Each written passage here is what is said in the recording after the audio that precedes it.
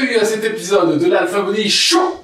Alpha Body l'émission. Dans cette émission, le but c'est de créer 1 million d'alpha qui obtiennent un corps sain, fort et musclé qui leur permet de vivre leurs rêves et d'exploser dans tous les autres domaines de leur vie. Tu vois le problème dans le monde de la nutrition, du fitness, et que tout le monde pense, tout le monde croit qu'il suffit et qu'il faut manger de la salade et faire du cardio pour avoir le physique de tes rêves. Et aujourd'hui, on est là pour démentir toutes ces conneries avec 3 alphas de rêve qui ont eu de super transformations. À ma gauche, Antoine. Antoine, enchanté Antoine. Bienvenue. Devant moi, Jordan. Et David. Enchanté David. Merci.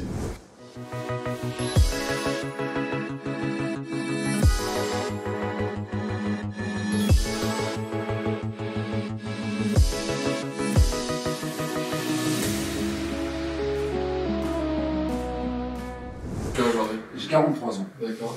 Tout a commencé où et quand et comment? Mais juste à côté. Je suis né juste à côté d'ici. J'habitais rue de la Rochefoucauld. D'accord. Je suis arrivé dans le programme en décembre 2019. D'accord.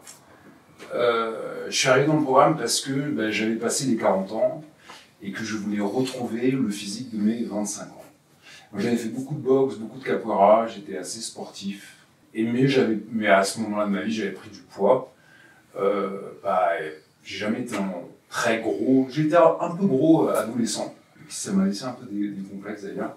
Puis j'avais une mère qui était mannequin et j'ai été élevé beaucoup dans les régimes, moi. J'ai été élevé au Coca Light, j'ai été élevé, on bouffait que de la salade. Donc du coup, je me vengeais sur les paquets de gâteaux et les tablettes de chocolat. Mais j'ai jamais été en gros surpoids, mais j'étais, j'avais des petites joues, j'avais des petites formes. Et après 40 ans, c'est vrai que je picolais un peu aussi. Et puis, j'arrivais pas à retrouver les résultats du départ, que j'avais à 25 ans quand je faisais 15 heures de sport par semaine. Clairement. 15 heures par semaine? Ouais. Et là, t'en fais combien? 3. Ouais.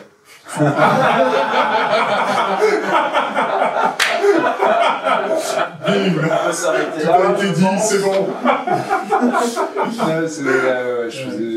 Je passais beaucoup de temps. Mais parce que je faisais de la boxe, de la capoeira, de la salle, je faisais tout. Mais c'est Du vent un peu. Ouais. Je ne regrette pas, je me suis beaucoup amusé, tu vois. Mais je me suis aussi beaucoup abîmé. Mais c'est vrai qu'avec ce programme, en l'occurrence, j'en fais beaucoup moins et beaucoup plus efficacement. Et surtout, j'ai découvert la nutrition que moi, je ne connaissais pas. Enfin, j'avais que des faux préceptes sur la nutrition. De mannequin un peu exagéré. Il n'y a qu'un mannequin qui est taré pour tenir en fait. En vrai. C'est ça. Et toi, dans la vie, qu'est-ce que tu fais? Qu'est-ce que tu... Moi, je suis comédien. T'es comédien. Ouais, je suis comédien, je joue, je fais du théâtre, beaucoup de télévision, je fais beaucoup de séries. Plus belle la vie, Famille formidable, Profilage, Alice au Nevers, enfin plein de trucs. Qu'est-ce qui te plaît Du cinéma. En fait, moi j'étais mannequin enfant. D'accord. Donc voilà, et à l'adolescence, j'ai commencé à prendre des cours de théâtre. Et c'est vrai que pour moi, ça a été une révélation parce que ça a été. J'étais un gamin très timide, très renfermé, très solitaire. Et en fait, d'être sur scène, ça a été un vrai choc. Et ça m'a poussé à sortir de moi, à sortir de ma grotte, quoi. Et à rencontrer le monde finalement. Et ça m'a donné une place aussi. Et ça a vraiment changé ma vie, moi. Est-ce que ça t'a aidé aussi dans ta confiance, dans tes assurances? Oui, beaucoup. Puis moi, les 6 clés de la confiance en soi, j'ai pas lu l'autre, mais moi j'ai lu les 6 clés et je suis encore dessus parce que j'en suis à la 33e semaine du truc de fin. C'est énorme et je le fais tous les matins et de finir ces... Ah, les phrases là. Ouais, les phrases. Ouais, c'est beau ça. C'est super. Non, c'est super. Non, ça m'a beaucoup aidé parce que c'est vrai que je pense que moi dans le métier c'est une des clés vraiment la confiance en soi et pourtant la plupart des comédiens en manquent terriblement parce que souvent on décide d'être comédien parce qu'on n'ose pas être soi-même, donc on se dit je vais être quelqu'un d'autre comme ça. Et puis en fait quand tu deviens comédien, tu te rends compte que c'est pas être quelqu'un d'autre qui intéresse les réalisateurs ou les metteurs en scène, mais c'est toi. Alors en fait t'as fait ça pour être quelqu'un d'autre, mais en fait on te demande d'être toi, et t'es là, je suis pas dans la merde. Donc la confiance en soi, en effet, c'est vraiment une clé très très importante pour mon métier. Ouais. Ouais, mais je vais mettre en avant mon coach, moi, parce que vraiment, c'est un truc exceptionnel. Exceptionnel d'avoir un. Moi, j'avais jamais eu de. Enfin, pourtant, j'ai eu beaucoup de coachs. Parce que je suis comédien, donc nous, on a tout le temps des coachs. Pour se préparer, pour plein de trucs. Mais j'ai jamais eu un coach comme ça, j'ai jamais eu une relation comme ça. C'est vraiment une relation privilégiée, suivie. On se laisse des messages presque tous les jours. Enfin, c'est incroyable, quoi. C'est devenu quelqu'un de fondamental et d'hyper important dans ma vie. On a fondé une relation presque intime, complètement intime, parce qu'on aborde des sujets complètement intimes, voilà, de notre vie au quotidien, tous les jours, etc. Et c'est une relation extrêmement forte et une aide, parce que moi, il a un regard, une bienveillance et un regard, et j'aime bien, parce que souvent quand je vais à un endroit, il m'emmène encore plus loin. Et c'est super, parce que du coup il m'ouvre des portes que des fois je n'avais même pas vues et qu'on verrait pas seul. Et j'avais jamais eu cette relation-là, parce que je pense aussi que je laissais pas cette place-là à personne. J'avais un côté un peu sûr de moi, où je pensais que voilà, j'avais pas besoin. Et là, d'avoir quelqu'un qui m'ouvre et tout, mais ah là là, quelle bénédiction, c'est génial. Et ouais, si, ouais, je vais mettre ce point-là en avant.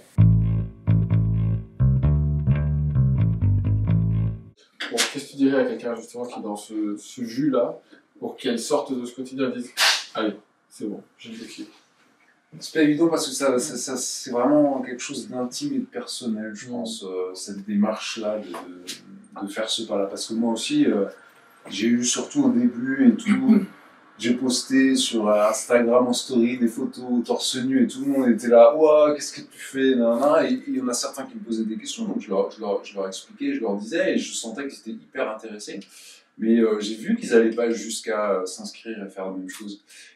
On se donne pas forcément, et puis en effet, il y a tout ce truc de vie, de quotidien, de routine. On veut pas trop changer, on a peur, on n'ose pas, tout ça, parce que ça demande, c'est une prise de risque, et c'est vrai que c'est un vrai changement. Ce qui est génial dans cette méthode, c'est qu'en fait, on est complètement pris en main sur tout le début. Et ça, c'est super, parce qu'on peut vraiment se reposer. Il suffit de faire confiance. Alors, c'est ce qu'il y a de plus dur. Mais dès qu'on fait confiance, on est embarqué et on est pris en main. Donc, on n'a rien à faire. Et petit à petit, on va nous apprendre l'autonomie. Et donc, à partir de ce programme-là, à pouvoir l'utiliser pour nous-mêmes tout seul, en fait, finalement. Et ça, c'est génial. Mais juste faire le pas d'y aller, c'est le premier pas, en fait. C'est le premier pas qui change tout, parce qu'une fois qu'on a fait le pas, après... Qui veut répondre à la question? Est-ce que tu as trouvé ça aussi contraignant que d'autres régimes? C'est totalement différent, mais est-ce que c'est contraignant? Oui, en fait, au départ. Je pense que ça allait vraiment. Après, ça devient totalement automatique.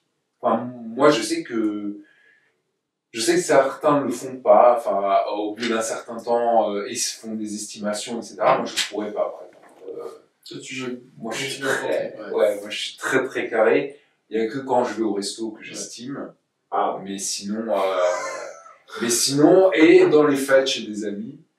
Mais en petit comité, chez ma mère ou ma sœur, je viens avec ma calculette et tout, avec ma balance. Mais je pense que plus on est précis, plus on a des résultats. Donc autant essayer d'être le plus précis possible, quoi.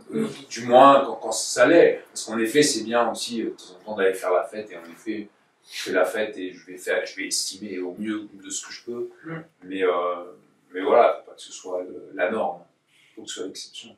Est-ce qu'il y a des croyances justement très typiques que vous aviez avant, que vous avez démontées avec le programme? Grâce au programme, je mange des choses que je me suis jamais autorisé à manger toute ma vie. Du style du style, tous les desserts que ma mamie me faisait quand j'étais c'est-à-dire la semoule. Moi, j'adore la semoule. Et du coup, je me fais de la semoule midi et soir. Parce que moi, je m'en fais beaucoup. J'adore la semoule au miel et tout. J'adore les crêpes, les glaces, tous ces trucs-là. Je m'autorisais, mais très très occasionnellement. Maintenant, c'est tous les jours, en fait. Tous les jours, j'ai mes desserts. Moi, j'adore les mug cakes. Donc, il y a du chocolat déjà dedans. Mais c'est vrai que je trouve, enfin, moi j'ai appris à me faire plaisir grâce au programme dans ma nutrition. Ce que je ne faisais pas avant, parce que comme je faisais quand même attention, j'avais tendance à tout le temps avoir peur de tel aliment, j'étais là, non, je peux pas manger ça, je peux pas manger ci. Donc au final, t'étais plus stressé avant, alors tu n'avais pas de résultat. Mais Exactement. C'est C'est pas grave, résume le truc comme ça. ouais. C'est ça. Alors qu'aujourd'hui, je me fais vraiment plaisir, je mange tout ce que j'ai vraiment envie de manger. Et t'as du résultat. Et j'ai du résultat. C'est bon ça. Donc les gens, ils acceptent plus d'être dans une position d'élève et d'apprendre de quelque chose depuis zéro en fait. Et on croit tous, vu qu'on mange depuis qu'on est petit, on croit tous qu'on sait manger en fait. Finalement, c'est ça. Hein. Ouais. Instinctivement, tu dis non, mais je sais comment ça marche. Il y a une question d'ego en fait, on se protège. Non, ils vont pas m'apprendre à manger quand même. Les deux là, avec leur vidéo à la noix là. Mais en plus, t'as tellement de fausses croyances, c'est incroyable, et qui sont tellement ancrées. Ouais. Parce que on t'a toujours dit que c'était comme ci ou comme ça. Comme quoi, par exemple? Mais Il y en a Vas-y, mille. parce qu'il y en a Moi, j'ai le jus d'orange le matin, le jus Ah d'orange, ouais. les jus.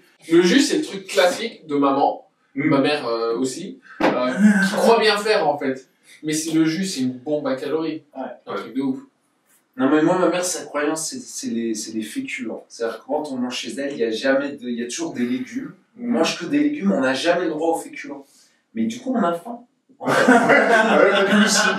Du coup, on a faim, donc tu bouffes plein de pain, tu bouffes des gâteaux, tu compenses. Ouais. Parce que Ta ta mère, mère, c'était, ah oui, c'était elle qui était Oui. mannequin. Ouais, Elle est restée avec cette croyance des années, je sais pas combien. Ouais, c'est ça. Tu fais le programme et que tu comptes pas les putains de macros, et que tu manges genre vite fait, et que tu fais, non, mais je fais quand même les séances de sport, et si tu peux pas la nutrition, mais pas juste à peu près les recettes, mais juste vraiment en comptant, tu ne fais pas le programme. Donc ça ne marche pas. C'est pas, et les gens ils croient, oui, mais je vais quand même avoir 50% ou 70% de résultats. Non, non, si tu fais pas le macro, tu auras 0% de résultats. Négatif. Surtout quand tu seras frustré du programme, tu vas dire c'est grave. Exact. Tu risques de croire que c'est. C'est ça. Et tu vas perdre ton temps. Et quand il sera un moment d'arriver ou de changer ton truc, c'est là que tu voudras t'y mettre, mais ce sera trop tard parce que tu auras plus de retard.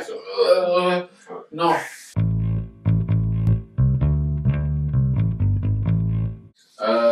Est-ce que tu penses que c'est cher, finalement, pour ce que c'est?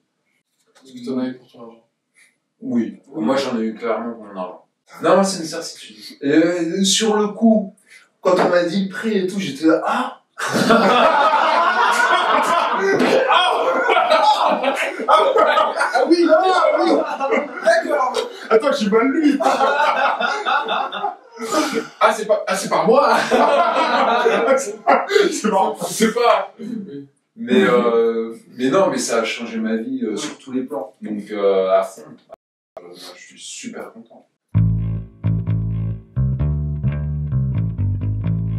Vous pensez pas qu'il y a un problème dans l'éducation, justement, en termes de nutrition? C'est très intéressant d'expérimenter cette phase de faim, de toute façon. Oui, il y a une sagesse là-dessus, quelque Ouais. part. Parce que beaucoup de gens disent, oh, j'ai faim, là. Et comme si c'était une souffrance, en fait. Et tu t'es jamais demandé, mais si la faim, c'était pas une souffrance, c'est juste une sensation. C'est un signal de ton corps. Ouais. Exact. Point. C'est ça. Pas une douleur. C'est très intéressant, en fait, d'expérimenter tout ça, de toute façon. En tant qu'être humain, que ce soit le jeu, la sensation de faim, de voir tout ce qu'on peut dépasser, tout, en fait, nos croyances limitantes, et qu'on peut aller, en fait, plus loin, et tout ce que ça nous apprend et ça nous révèle à nous-mêmes, c'est génial.